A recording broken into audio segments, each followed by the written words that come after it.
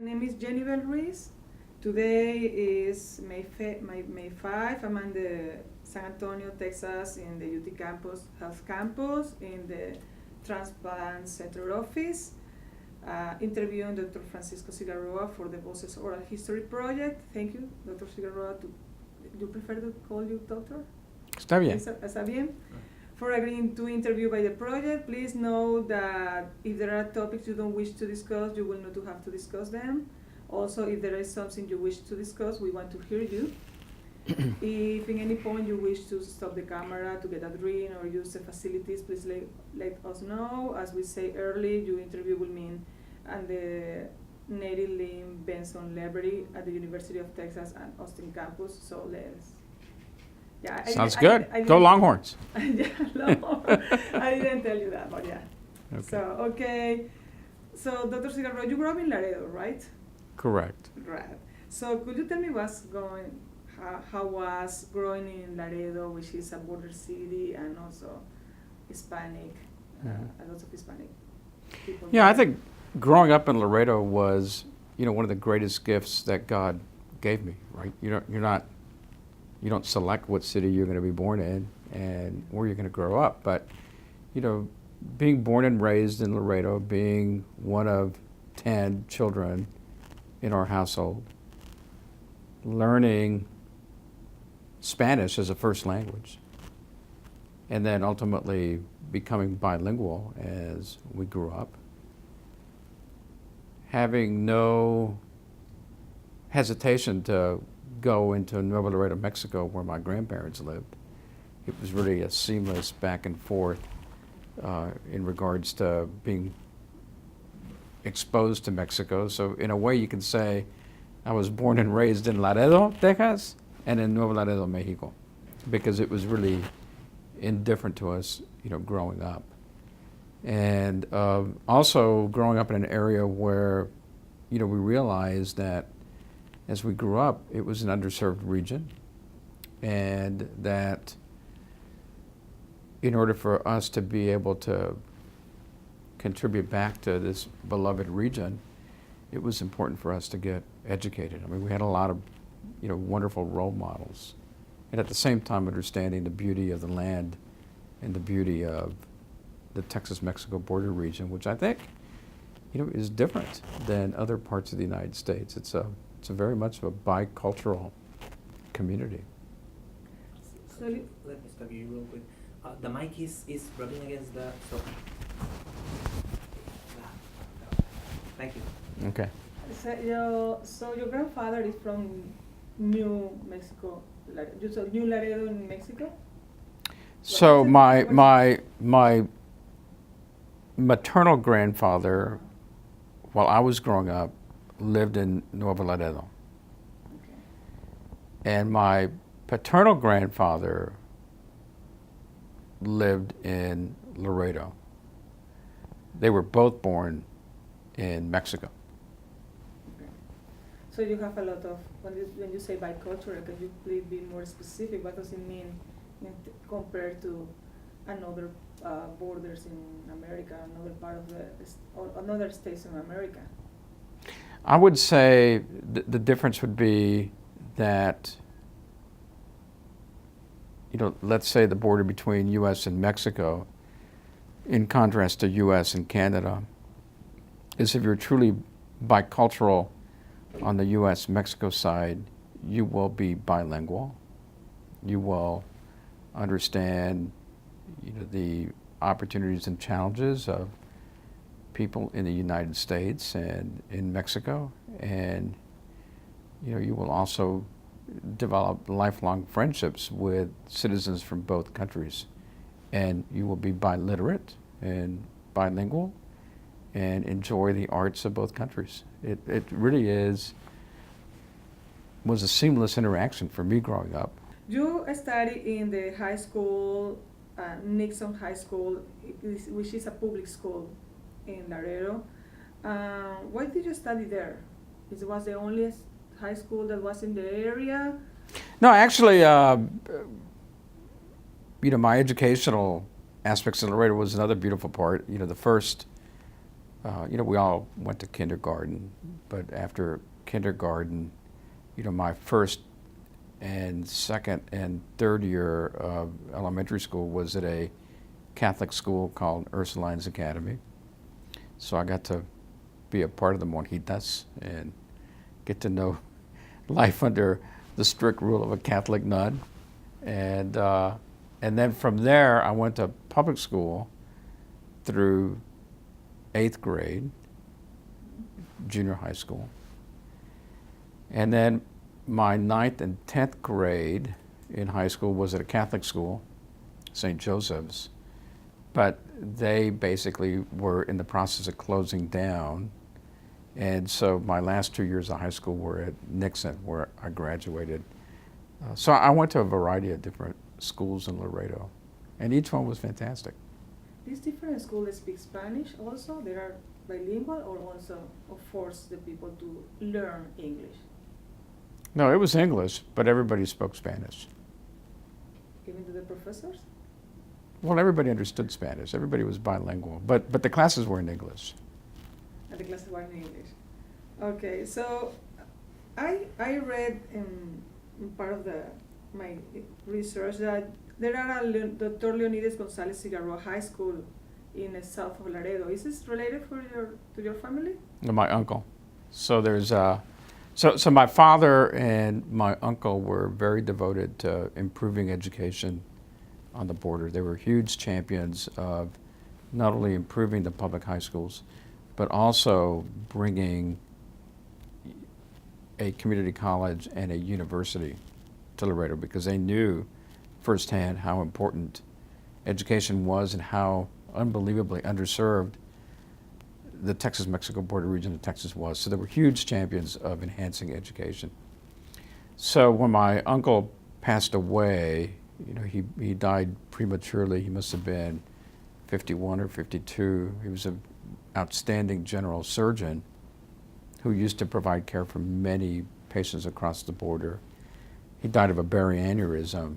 Upon his death, the school district decided to name, a new high school after him, and they also built a middle school or a junior high school right next to the high school, which was named after my father. So there's a Dr. Leonidas Cigarroa high school and a Joaquin Cigarroa middle school. And the funny part about it was I was flying back from Houston last night, on Southwest Airlines, and I sat next to a friend I hadn't seen in years, and we were talking to each other, and the passenger to my right said, "Are you a Cigarroa?" I go, "Yeah." "Well, I went to your high school." I go, "Well, no, you didn't go to my high school. You went to high school that was named after my uncle," and he was really proud of that. You already say that your uncle and your father contribute a lot with bringing education to Laredo. Who was the role model for your uncle or for your father? So I imagine that maybe your grandfather, or this value of education is really important in your family. Well, really, it goes way back. So during the Mexican Revolution, where our family lost, really all materialistic possessions in Mexico City, my great grandmother, who had also lost her husband, they were essentially impoverished, and so they ended up converting their home to a boarding house, where students from UNAM in Mexico City would come and board at their house. And so they'd have a lot of wonderful conversations with students. And, we're talking about the 1930s, more or less. Mm-hmm. And so at that time, my great paternal grandmother was very much believed in education. Her name was Mama Rebecca. And those conversations eventually influenced the Minister of Health in Mexico, because one of those boarding students was Vasconcelos. Vasconcelos eventually became the Minister of Education in Mexico and basically enhanced education for all, including women. So, that was then instilled in her daughters husband, who ends up being my paternal grandfather. And so I remember early on in life, when we'd have family gatherings in Laredo, every Sunday we'd get together. They were called the family comidas. And my grandfather wrote this beautiful letter when, he thought he was going to die, when he was in the hospital with heart failure. And he wrote this letter stating how important it was for his grandchildren to get educated, and that from this point on, he's asking his children to participate in a tradition where each child is given $1, of which he would match, with $2. And then that money would then go into a trust fund for college. And so, as a kid, when you were like 5 or 6, giving a $1 bill was like, wow. But you couldn't spend it on super bubble gum or candy. You had to give it back so they could put it in this, whatever it was, what is a bank account? You had no idea, but it sounded important. And so it kind of like centered upon your mind that education was important, college was important. And it so happens that out of their, more than 30, grandchildren, they all went to college and they all went to professional school. Wow. So it really instilled, the importance of education in the kids. So everybody went to the college, all your family. Every single person. But it's amazing. Every single person went to college. Wow. I mean, considering that it's the period of time, considering this is everybody grew up in Laredo, I mean, everybody was born. And the next generation, everybody's gone to college. Wow. So everybody like understands how important it is. And it builds upon each other, right? Because if like your older sister enjoyed college and they did well, then your younger sibling would say, well, I want to be like Patricia, she did well. And and it just was like a domino. Everybody wanted to follow that path.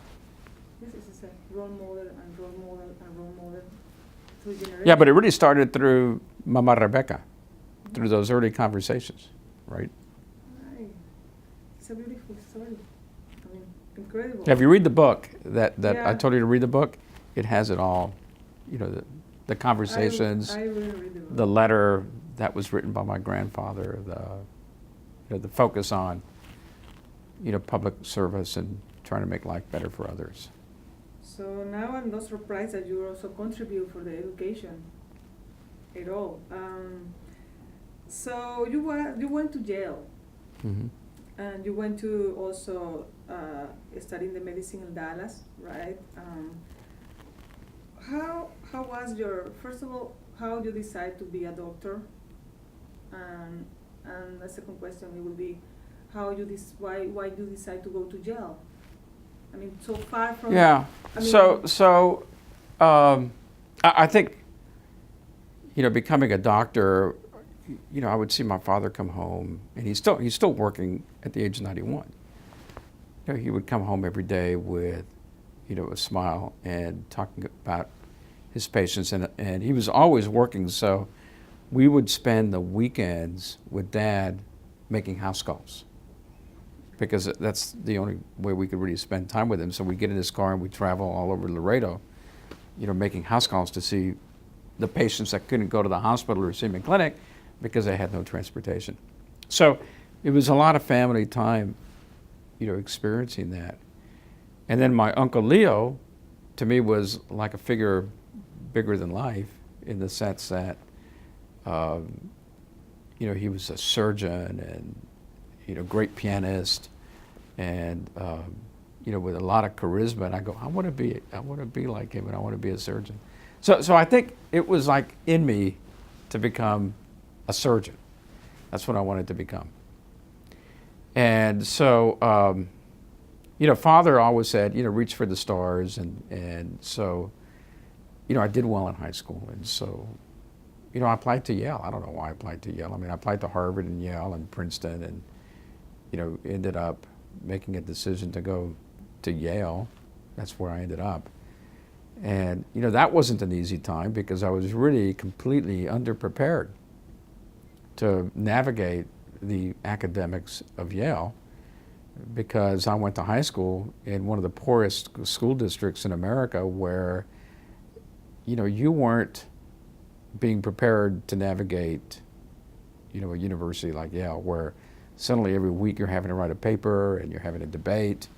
And, you know, in high school, I think I wrote 1 or 2 papers. It was like a major disconnect. So Yale was very difficult. And I actually, you know, can't say I enjoyed Yale, you know, the first 2 years because, you know, I barely passed, you know, those first 2 years. But once you caught up, then everybody else was kind of loafing. And, you know, you were like now kind of understanding everything, and, you know, then you actually excelled. And so it really imprinted a powerful work ethic of overcoming challenges and perseverance. So medical school was actually not hard. It was easier than Yale was. Although, you know, there was a moment where I quit, you know, because I couldn't stand taking biochemistry again for the 3rd time, and I was in love with somebody, and, you know, I didn't want to work so hard. And I came home one night saying, hey, medical school is not for me. And spoke to Dad, and Dad said, well, mijito, whatever, you know, whatever you think is important for you, I'm going to support. And so we finally finished that conversation around 11 o'clock at night in his clinic, and we went home. And my father said, well, you better say goodnight, you know, to your mom. And Mother said, well, what are you doing here? And I explained it. And she said, yeah, you can go to business school after you finish medical school. So fue una castigada inmensa. So, you know, she sent my father and me back to medical school in Dallas and said, don't come back until you get your MD degree. And then if you want to go into business after your MD degree, you can go to business, but you're going to get your doctorate first. And we both said, I think it's easier to finish medical school than face her again. Una castigada muy grande. So your father spoiled you, but your mother was the woman that tenía llevaba los pantalones en la casa. Y todavía. Todavía hasta este día. So I wonder, I mean, if the education, it was a value for your family since the 19, since forever, yeah, really. Forever. I remember you question, you debate within your family, this is an speculation, no? About why you don't have universities in the levels like Yale around the place where you live. I don't know if you have, do you have these conversations in your family? Have you heard about the conversation about why there are no universities around Laredo or place really close to the family to go?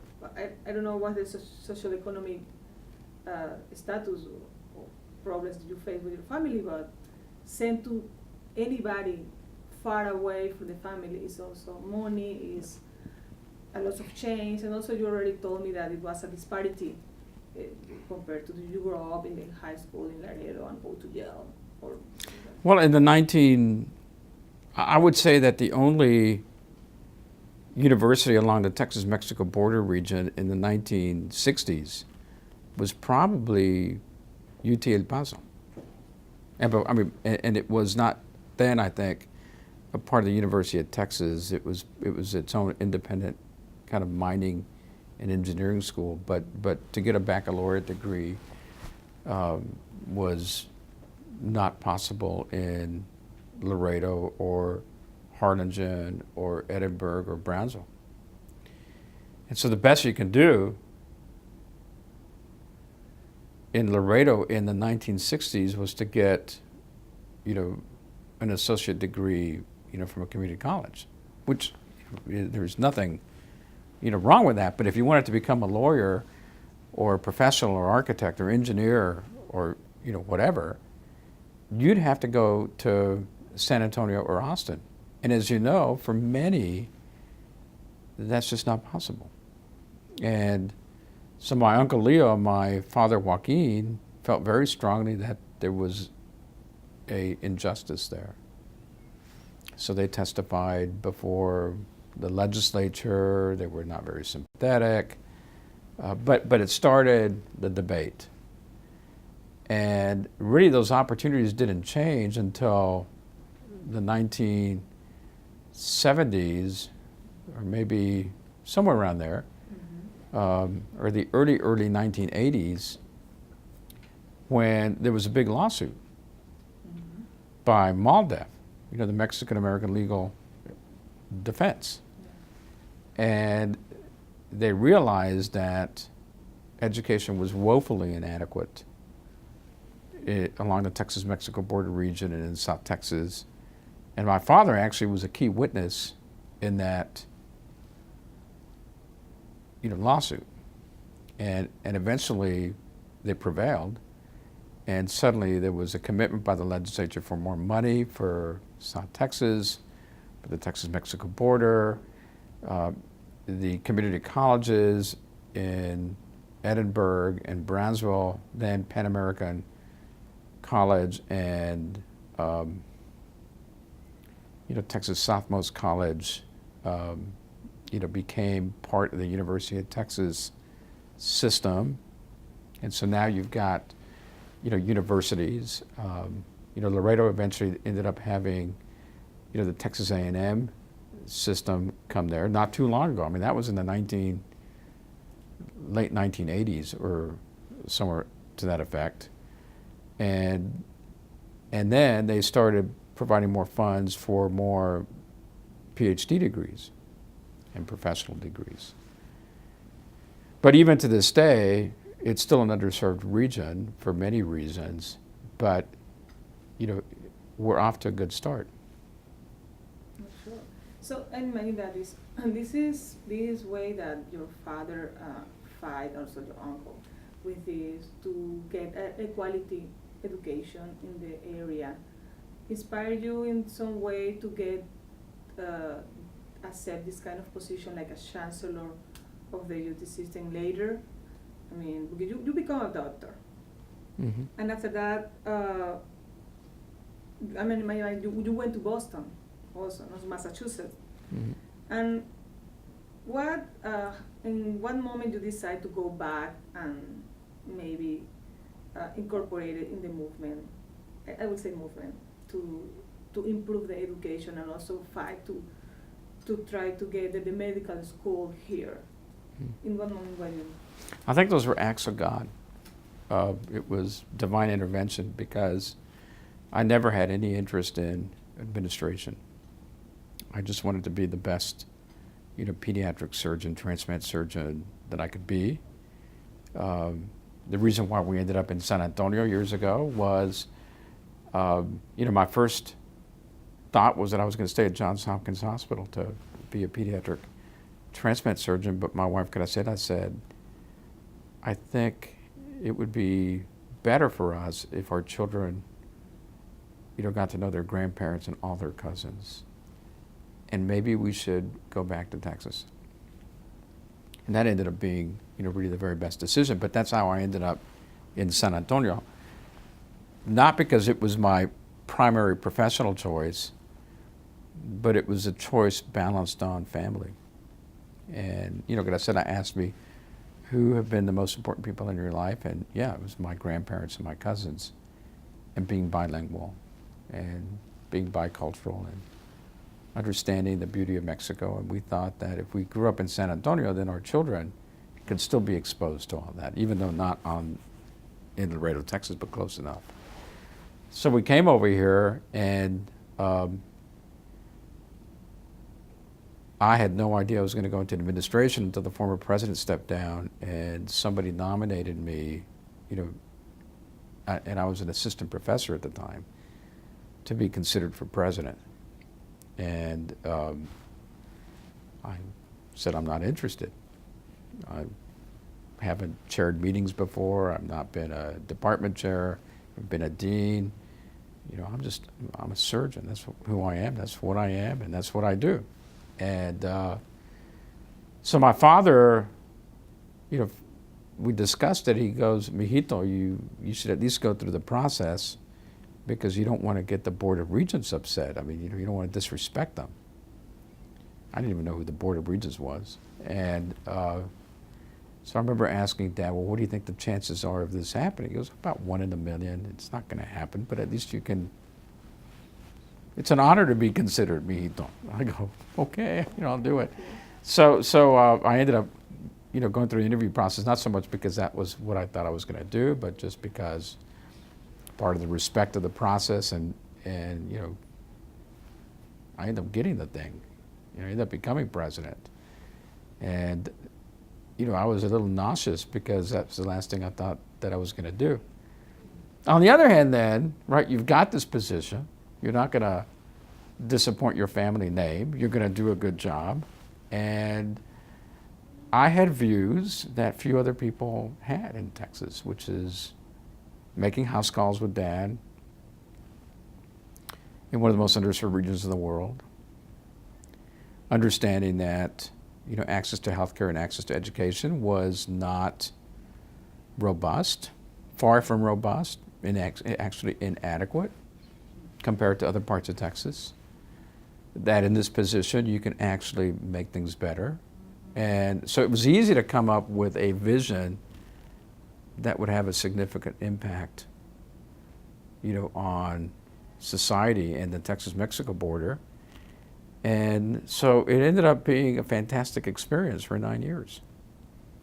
And so, that was the genesis of kind of my vision for the Health Science Center. It was the genesis of really focusing on developing a regional academic health center in South Texas, which eventually became a medical school. It was the foundation for developing a center for medical humanities and ethics, because medicine is not just a science, it's an art and a science. And it's important to understand, the humanities. So, part of that. And then, my experiences at Yale, Harvard, and Hopkins, gave me an orbit of what I believe excellence should be. And so it ended up actually being a great time. So in what moment, first of all, I want to ask, what did your mom say when you got this opportunity?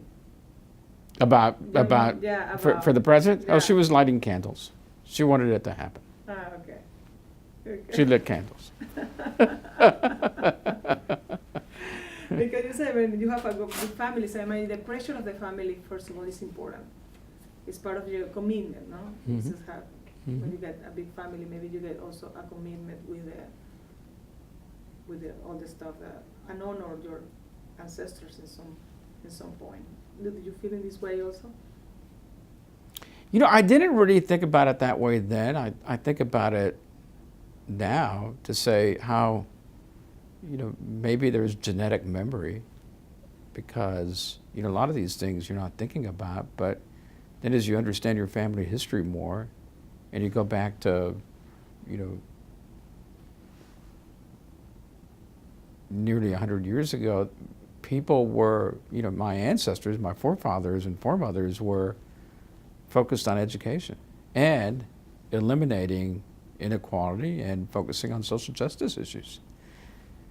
Fast forward 100 years later, that's exactly what we're still doing. Yeah.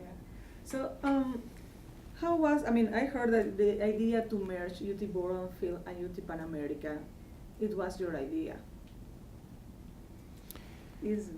Well, yeah. It had a lot to do with my thoughts about how to improve education. It was really not, when I became chancellor, I set 5 goals. One was to position UT Austin to be America's finest public university, to improve the health of Texas, to have more Tier 1 research universities in Texas, to plant a larger flag in South Texas, and to enhance our position in engineering and the energy sector. Those were, one thing I learned over time is don't try to do 100 things. Focus on what you believe are 5 substantive issues and then execute on those issues, implement them. So, with the establishment of Dell Medical School, I think that we are positioning UT Austin to be America's finest public university, because that was lacking, and with the strength in engineering and the humanities that UT Austin has, I've got no doubt that that's where UT Austin will get in the next 10 or 20 years. Improving the health of Texas, we created Dell, and we created the South Texas Medical School at UTRGV, and I think all the health institutions, were strengthened. I would say that with the emerging research universities, UTSA, UT Dallas, UT Arlington, UT El Paso, we're in a better place, and one of them will become a Tier 1. Planting a larger flag in South Texas, that was a goal, but I didn't know what that was going to be. First of all, they had no access to permanent university funds. I don't know whether you know what permanent university funds are, but those are the funds that campuses get from the oil and gas revenue. The only problem was that there were 2 universities into the UT system that did not have access to those funds, and that was UT Pan Am and UT Brownsville. Why do you think was that? Because they were acquired as community colleges. And constitutionally, the only way you can have access to those funds if you were acquired as a new university. So that's why constitutionally they didn't have access to it. It didn't make a lot of sense to me, but it would require a constitutional amendment, which is like nearby impossible to do. Well, I did everything I can to, plant a larger flag, but it's kind of hard to plant a larger flag if you can't invest a lot of resources.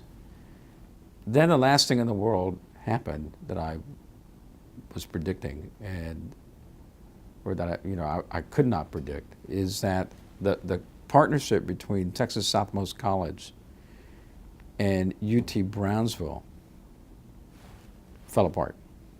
After a 30-year partnership, the community college wanted its complete independence, didn't want to be a part of the UT system, didn't want to report, to a president that reported to the Board of Regents. And so they dissolved the partnership.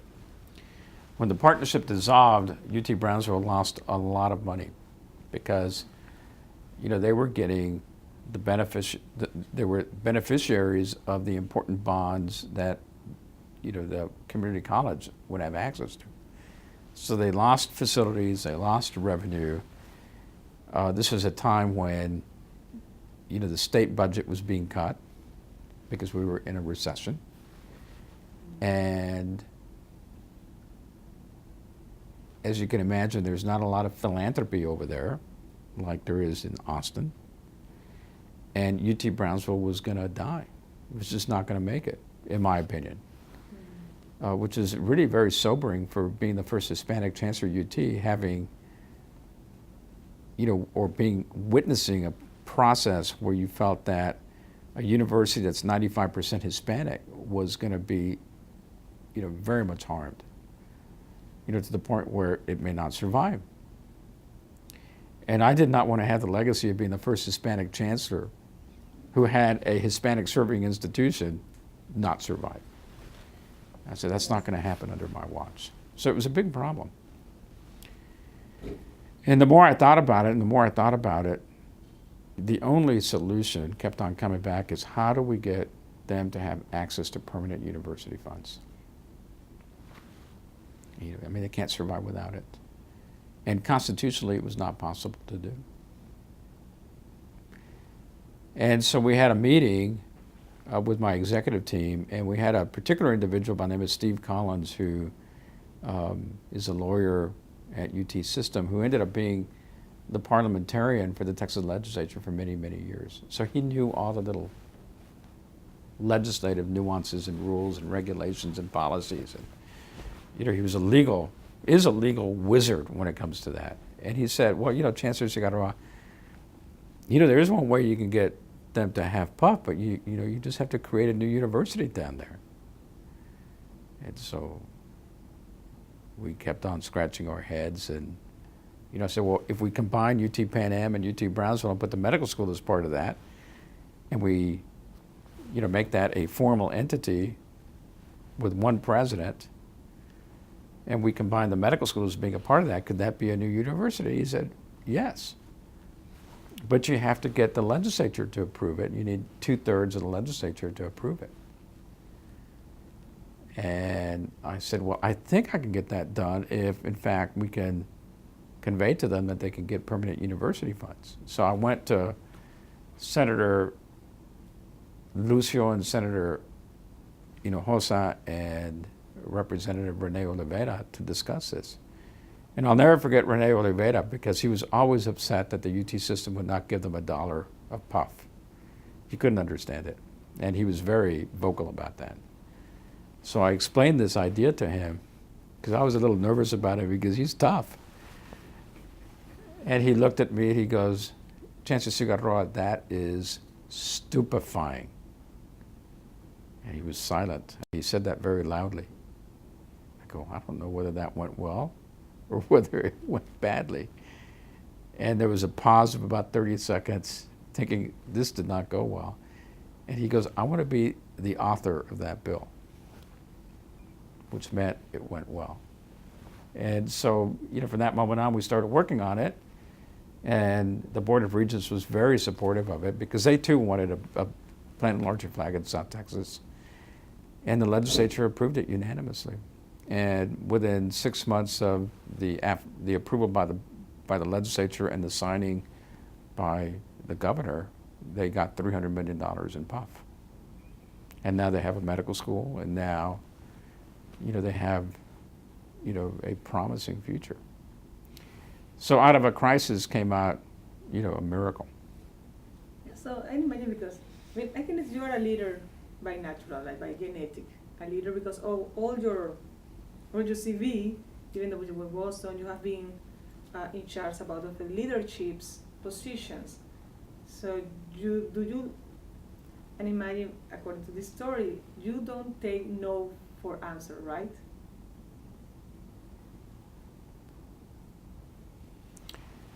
If I feel that the no is not the right answer, and it's not the right answer because people haven't done their homework,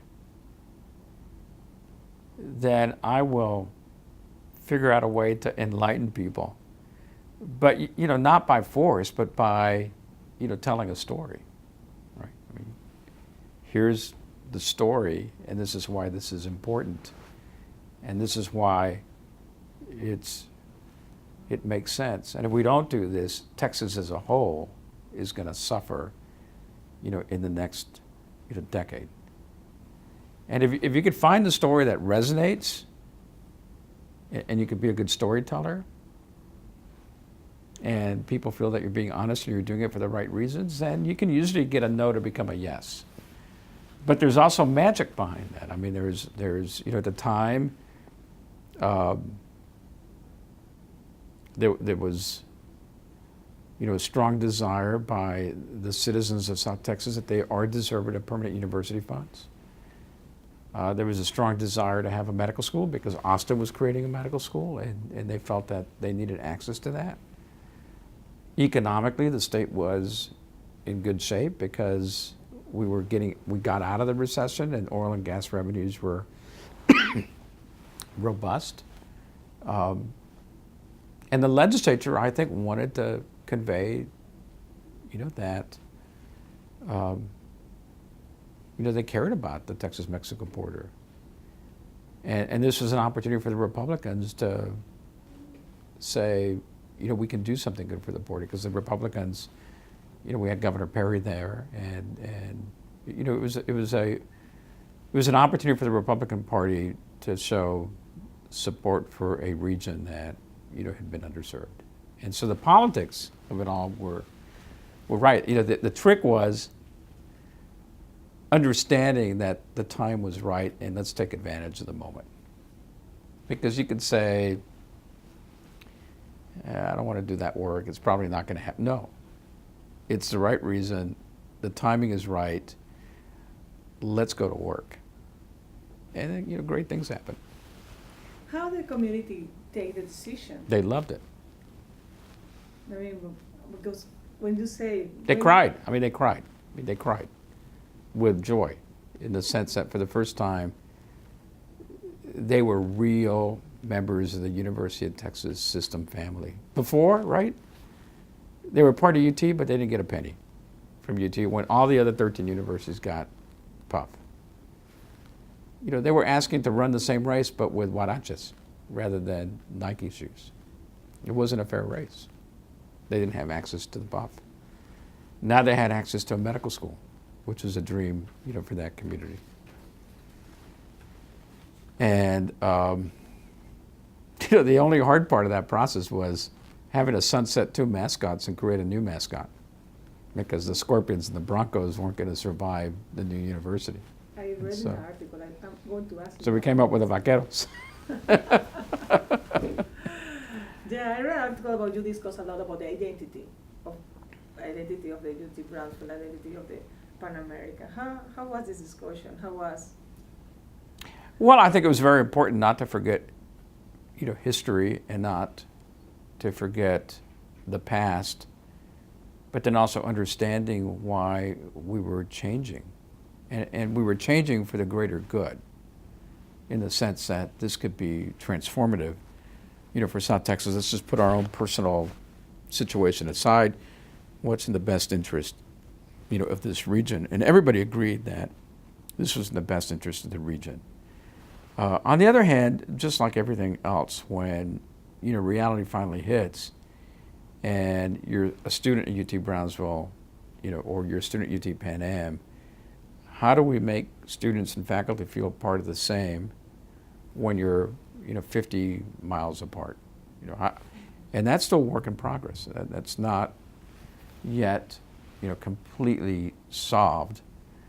But like anything else, you know, time and experience and overcoming challenges and enjoying successes, you know, is part of the medicine that's required to get through all this. It's not going to happen overnight. Now, this university is bilingual. Well, part of the mission that we wanted to do is, hey, you know, we're creating a new university. We can create a new mission statement. And I remember being with Julieta Garcia and Robert Nelson there, and you know, we said, wouldn't it be amazing if you come to this university, you come out being bilingual, bicultural, biliterate, right? And you know, that's part of, if you come here, you're going to walk out here bilingual, bicultural, biliterate. It doesn't necessarily mean that you have to be bilingual in English and in Spanish. You know, that's like, you're making that assumption, but that assumption is actually incorrect. You know, bilingual could be English, French, English, Russian, English, you know, whatever language. But at the end of the day, when you graduate from here, we want you to be bilingual, biliterate, and if, you know, we'd encourage you to go visit Singapore if you want to be, you know, bilingual, you know, in the language of, you know, kind of the Asian countries. So, you know, it expands the horizon in an area that was always had a horizon being constricted. In fact, you know, the horizon now, I believe, for South Texas is as big as the galaxies. I wonder if somebody is like have a crazy idea. When you came out with this idea to the commitment, and also in another levels for politics and stuff. And imagine you, first of all, you are a good storytelling. Somebody told you, are you crazy? Build a new university here. What was the obstacles, the reasons that the people don't want really support this idea? I mean, I imagine that you face some people in some Well, I don't think anybody wanted to be vocal about not being supportive, because there would be hypocrites, in the sense that everybody knew that South Texas was medically and educationally underserved, that they had no access to permanent university funds, that, you know, infectious disease, chronic diseases, you know, just you know, was significant. that I don't think anybody would say vocally that they were opposed to it. But, you can always feel undercurrents, right? And the undercurrents were, well, if we have to divide the permanent university fund now to 2 other schools, what is that going to mean for our campus, right? Which is natural human behavior. But there were no critics. There was nobody opposed to this. It was the right thing to do. So I never really heard anybody saying that they're opposed to it. You could feel a little tension, a little anxiety about, well, now you have to divide the permanent university funds, among 15 children rather than 13. What does that mean?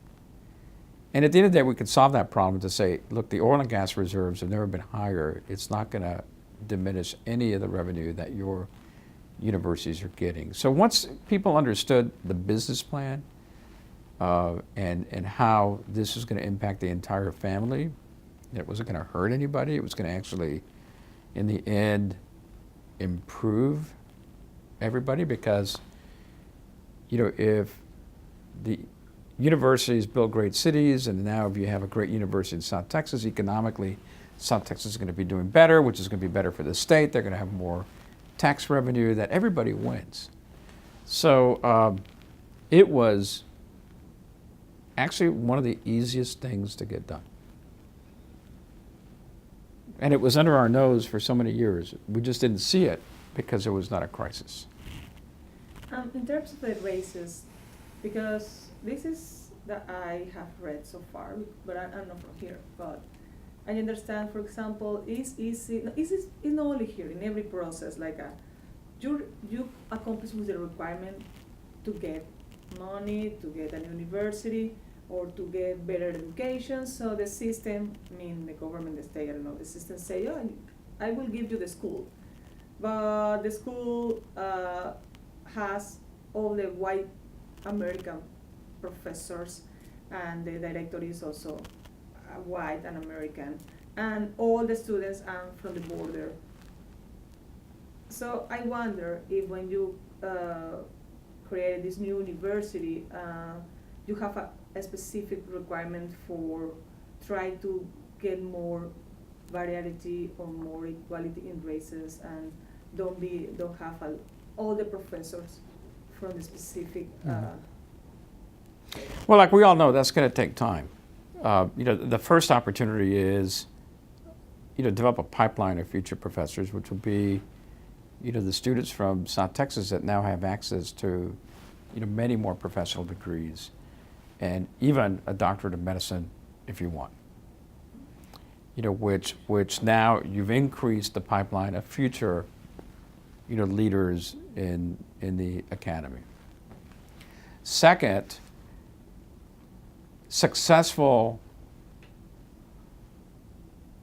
faculty who happen to be underrepresented minorities are going to get, really very competitive offers throughout the United States. Everybody wants an outstanding faculty who happens to be an underrepresented minority. The only way you can get those individuals back is if there is a university, right, that has what they believe is a bright future. So now that you've got, UT-RGV, which now ends up being the second largest Hispanic serving institute in the United States, and has access to permanent university funds, and has a medical school, and now has unified support from the legislature, and now you're getting philanthropy to come in, they're going to want to say, I want to be a part of that. So recruitment should be facilitated, over time. So, yeah, I see that landscape changing, and I'll bet you 20 years from now, if we were to have this conversation again, I think you'd see the administrative leadership at UT-RGV be very different. There'll be more diversity and more women leaders. I like that. I do too. Do you think the community perceive the Grand Valley University in the equal quality to UT Austin, which is always like the institution that people compare because I don't know because it's close or have been. Well, there are few. I mean, there are few UT Austins in the world. Yeah. I mean, this is one of the top, 20 universities, public universities in the world, and you're not going to replicate that in 5, 10, 20, or even 50 years. On the other hand, I did state that the horizon, for UT RGV in South Texas now is huge. As wide as the galaxy, as wide as your imagination can take it. So I would say that we're having this conversation, 20 years from now, where UTRGV will be 20 years from now compared to where it is today, it's going to be magnificent. And it's going to have more research, it's going to be, providing programs that impact the community in a very big way. Thousands of lives are going to be saved, not only because there's a medical school, but because, people are more educated. It's not all about, research dollars and, how much endowment you have. It's really what impact are you having, on your region. And I believe that UTRGV's got incredible tools to have an incredible impact throughout generations. How different it is. So I personally wouldn't compare myself to UT Austin. I would say we are our own identity. This is what we're going to accomplish over time. Because then you're really being jealous, right? It's not about being jealous of somebody else. I mean, yeah, you can have aspirations to be like UT Austin, but at the end of the day, your responsibility is to create your own identity. Yeah, I mean, you quite quit to be chancellor in 2013. 15. Yeah. After you accomplished this huge goal, which is for sure is in the story of the education of the South of Texas. Why did you quit? I mean, why you? Yeah, so I asked myself, well, I went into the chancellorship saying I'll do this for 6 years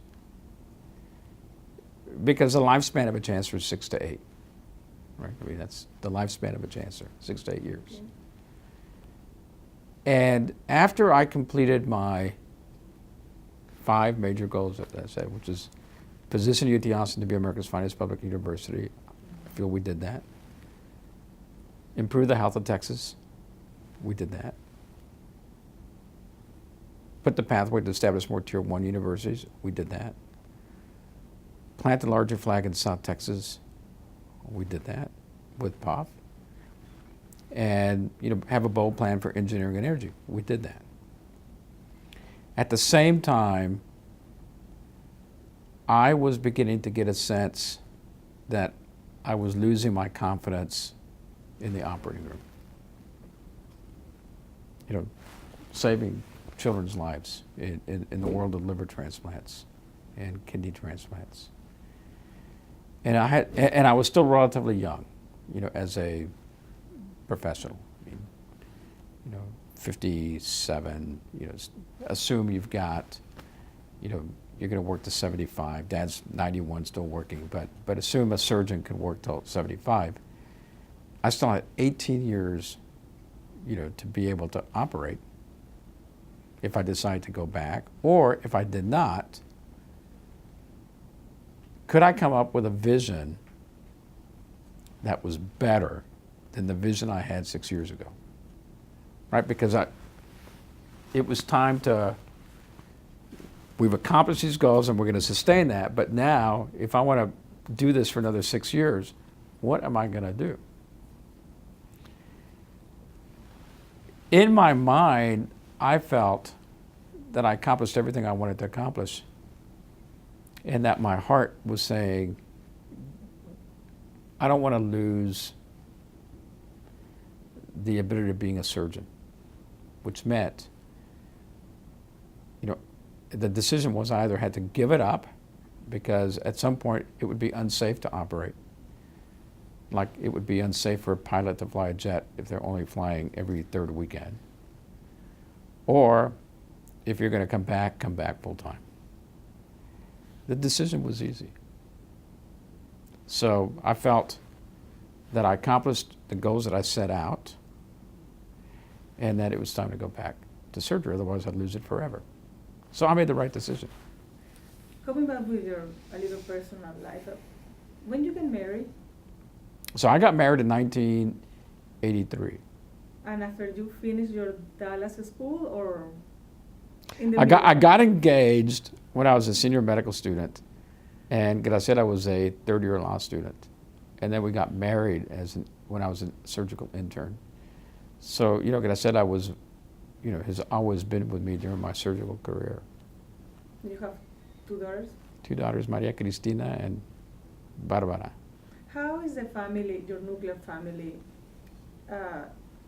influence in your decisions, like a leadership, and also with the vision when you was the chancellor, and you share this with Graciela? Say that you think that it's possible. Do you feel fear in some moment to fail?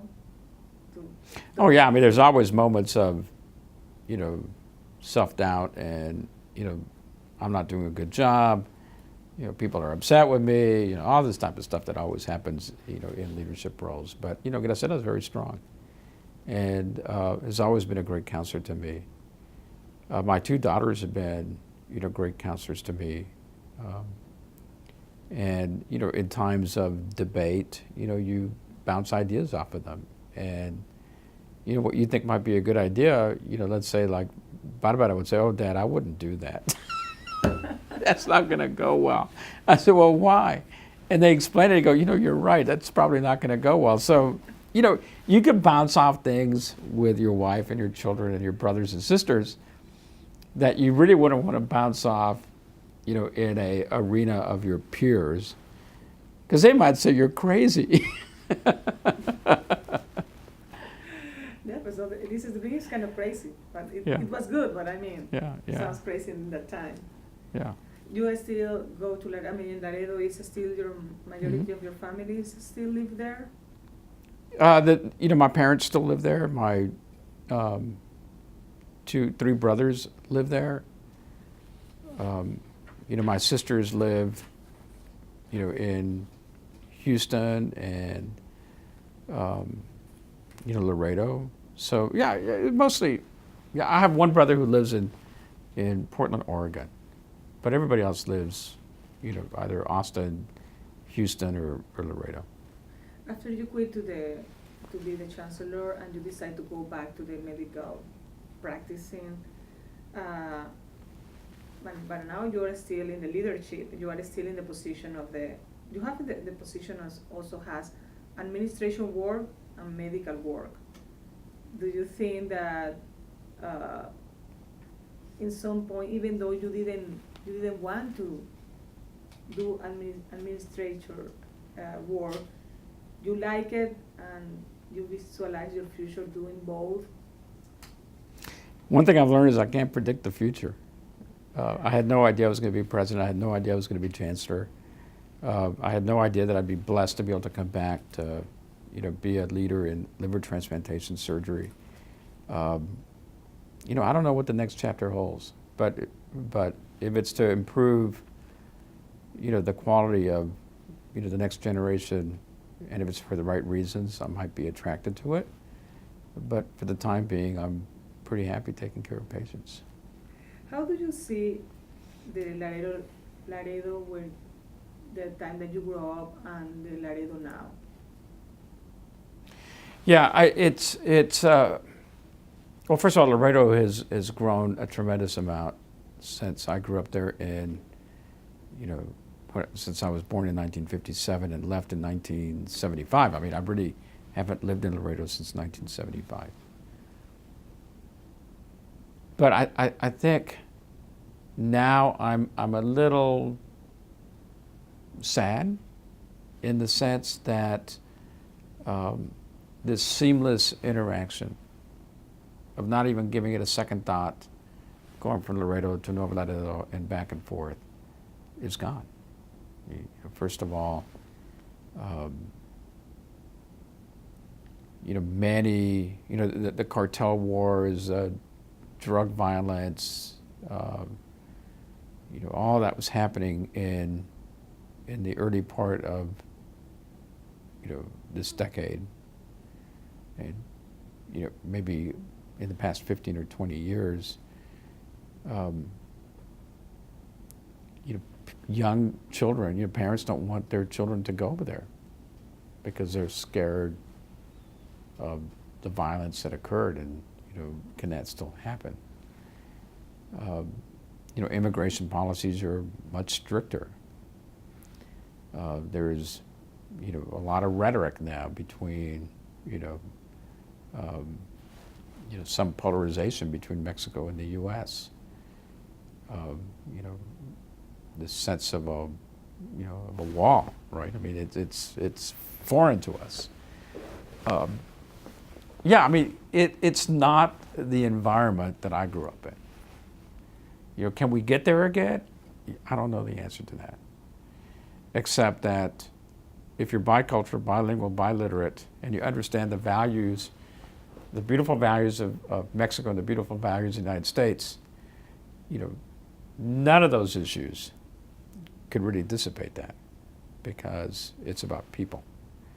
And so if you love your neighbor, even though there are policies to make it more difficult, or there's barriers that make it more difficult to cross, whatever that barrier is, if you truly understand the culture of people, then it is still possible to have the experiences that I had. So you just don't let barriers and challenges get in the way, right? Right. So, the love of people is far greater than barriers that come up, is the way I see it. Yeah. Now in 2017, the Rio Valley, it was in 2013, it's also recently. Do you think that the education has still a lot of challenge to accomplish all this South area?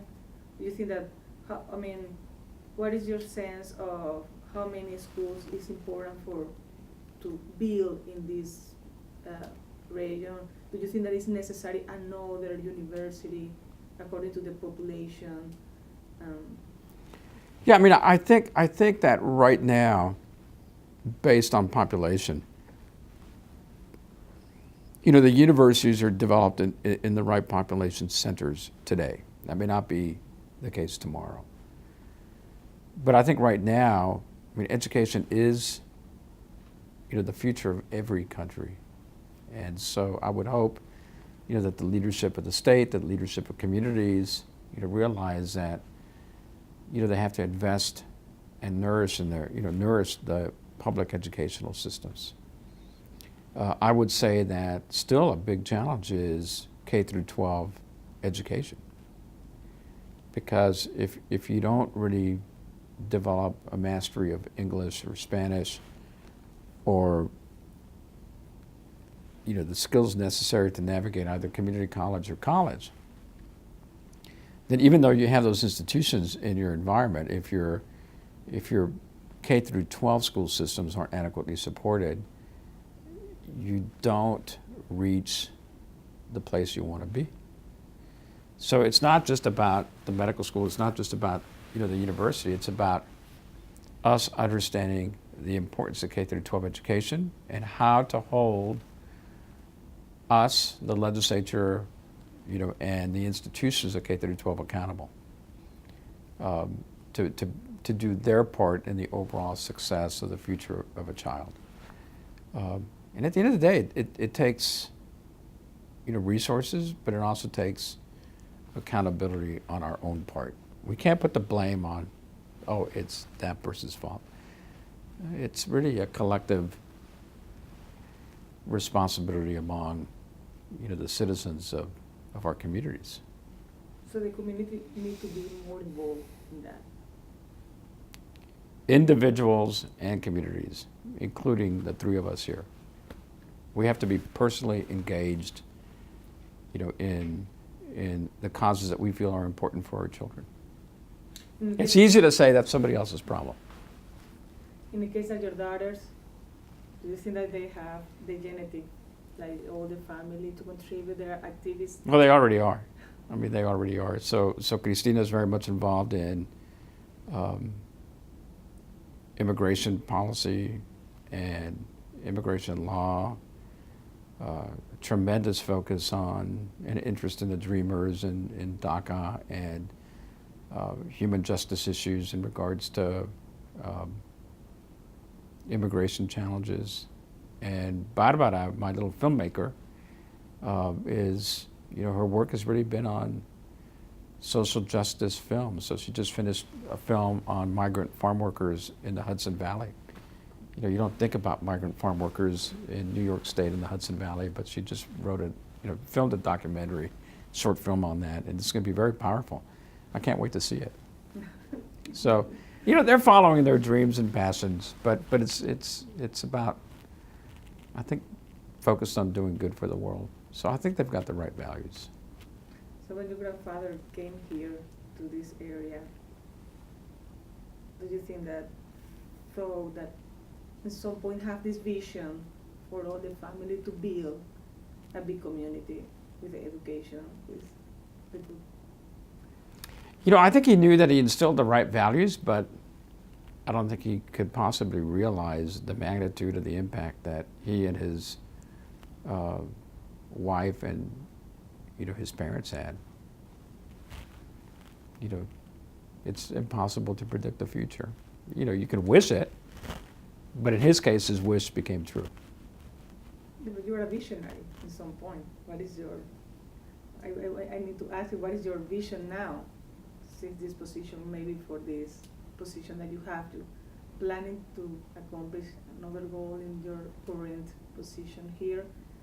I think my current role here is to, make sure that children don't have to be separated from their families to go get complex health care that's not available in San Antonio. So I want to make sure that, we can provide, the best health care, for the citizens of this region, such that children don't have to be separated from their families to go have to have a certain type of procedure in Houston, Dallas, or outside the state. I think that, San Antonio is certainly, capable of doing that. So that's, something that I want to be a part of. I think, my vision is still will be focused on, roles and responsibilities that will be focused on eliminating inequality. I still think inequality will be a challenge that we'll be forever working on, because inequalities change over time. We may have solved an inequality issue today, but 10 years from now, another inequality issue is going to come up. And I would hope that we educate citizens and individuals that have the mastery of the language and the ability to strategize on how to develop coalitions and develop plans to eliminate that inequality, and have the courage to say, that's not right. That's not right. And that takes courage, because when you grow up on the border, at least my generation is, mijito, don't make waves, don't, just be, just do a good job, don't cause attention, and don't question authority. Don't get progress. But no, you got to have courage sometimes to say that's not right. But you've got to be able to defend your position. All right, you can't just say that's not right without being able to explain yourself, and that requires the ability to articulate your point of view, the ability to listen, and the ability to see several steps down the road. You have to be seeing things downstream, and that takes a little time. You talk about inequality. I'm thinking now about the medical service, and you bring up the medical service to the region, healthcare for children.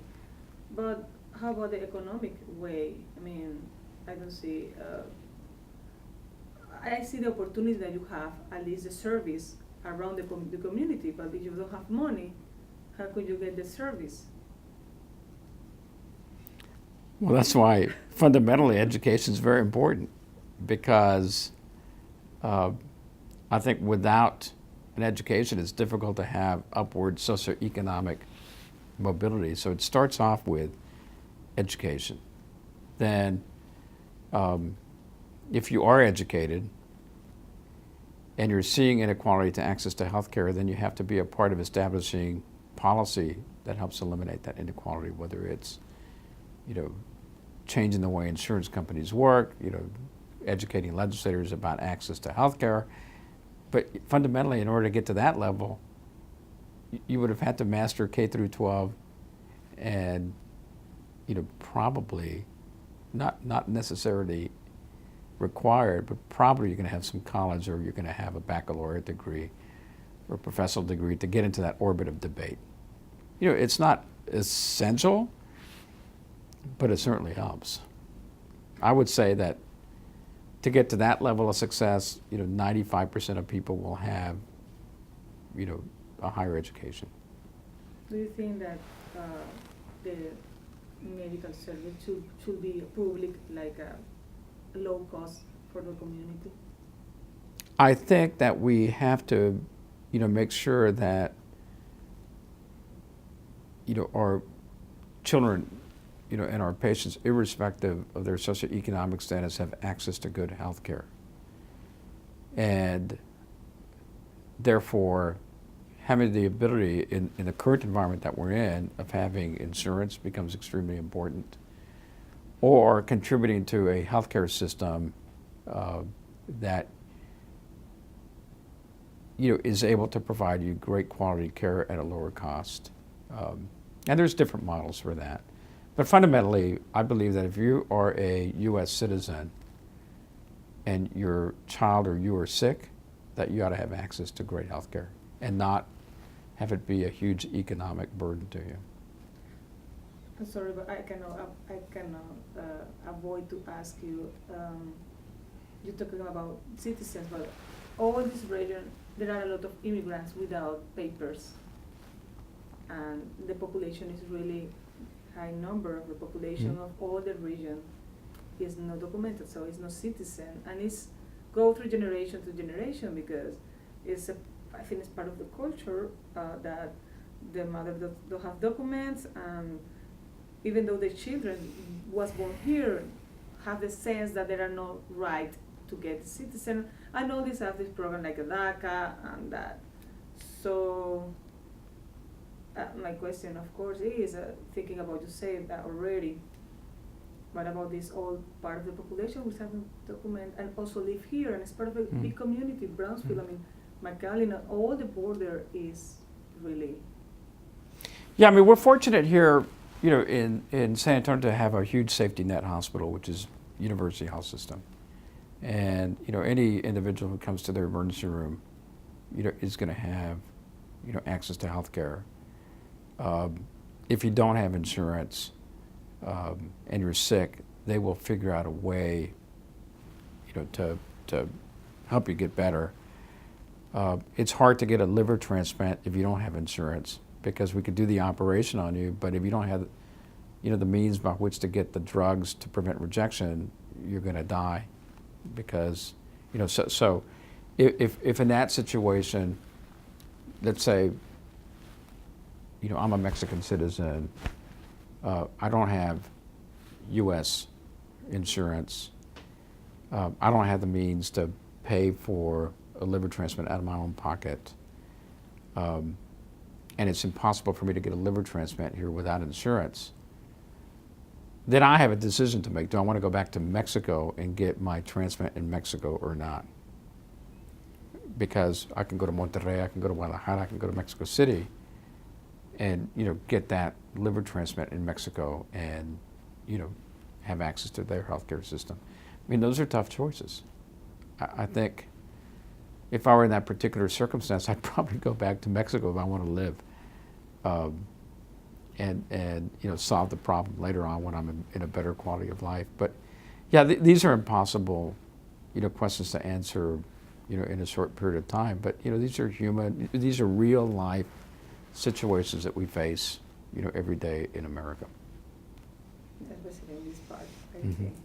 Mhm. Okay, finally, I think that you want to tell me something more about your life or about your experience. You want to say something, add something. No, I've just been blessed. You know, I've been blessed by having great parents and a great wife and 2 children, and blessed to have had experiences of growing up on the Texas-Mexico border that have given me experiences that, you know, few other people have, and you know, blessed that I've been able to be a transplant surgeon through, you know, hard work and education. And you know, if I could be somewhat of a role model for others to follow, because if I did it, others can do it, then, you know, that's not a bad place to be right now. So Thank you so much. I'm all smiles. Thank you.